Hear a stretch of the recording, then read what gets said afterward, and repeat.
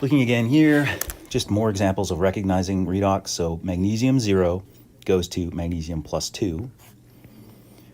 H plus 1 goes to 0. Okay, and what happens to chloride? Chloride here is minus 1. Here in magnesium chloride, we have 2 minus 1s. It's still minus 1. So chlorine is not part of this redox reaction. It's just a spectator ion. But 0 goes to plus 2 for magnesium, so that's oxidation.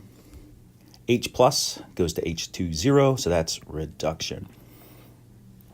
So we know oxidation is the loss of electrons, and reduction is the gain of electrons. And one thing we can do is we can separate these reactions into their half reactions. So for example, we have the reduction half reaction, which just shows the reduction. Note we include the electrons here. So when two H pluses react with 2 electrons, we get neutral H2. That's a reduction half reaction. Oxidation is going to be the opposite. So electrons are going to be products here. So magnesium solid goes to magnesium 2 plus 2 electrons.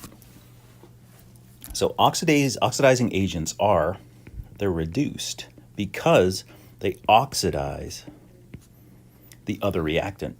Reducing agents are oxidized and reduce the other reactant. So you want to be able to look at reactions and predict whether oxidation or reduction is occurring and who is the oxidizing agent and who is the reducing agent.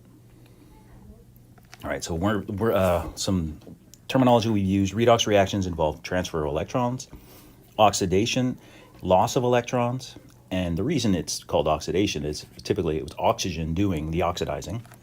Reduction is the gaining of electrons. Reducing agents reduce the other guy and are oxidized themselves.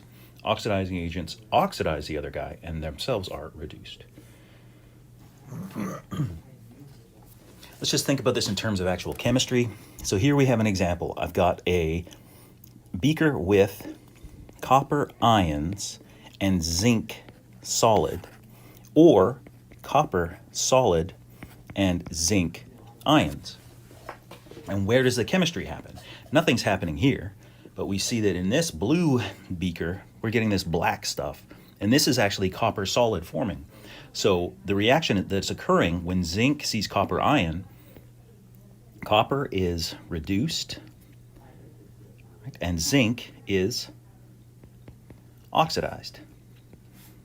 All right? So something's oxidized, something has to be reduced. And so what this means is we had a choice here. Oh, sorry, this would be zinc plus 2. Copper could be reduced in the blue flask, right? Or zinc could be reduced in the clear. And which one wanted to be reduced? It was the copper 2. So what we're going to see is that some ions are happier to be reduced, and some compounds or atoms are happier to be oxidized. Here's just another example of a redox reaction. Copper going here. So if you take your time, you should go ahead and annotate it like I'm going to do. Pause me, come and get back when you're done. But 0 goes to plus 2. That's oxidation. Plus 1 goes to 0. That is reduction. So copper is oxidized. It's the reducing agent. It reduces silver. Silver nitrate is, the silver is reduced, so it's the oxidizing agent. And here we see it happening at 12 times speed, which is pretty cool looking. Okay, if we take this reaction, we break it up into the half reactions. You can see we said copper is going to be oxidized, silver is going to be reduced, and nothing's happening. There we go. So copper is the reducing agent, silver plus or silver nitrate is the oxidizing agent. Go ahead and take a second and split these into their 2 half reactions. All right, so you did that, I trust. So the oxidation half reaction is going to be zinc 0 going to zinc plus 2.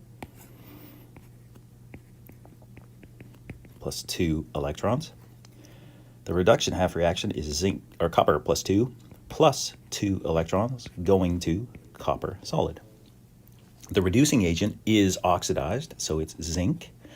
The oxidizing agent is reduced, so it's copper 2 plus.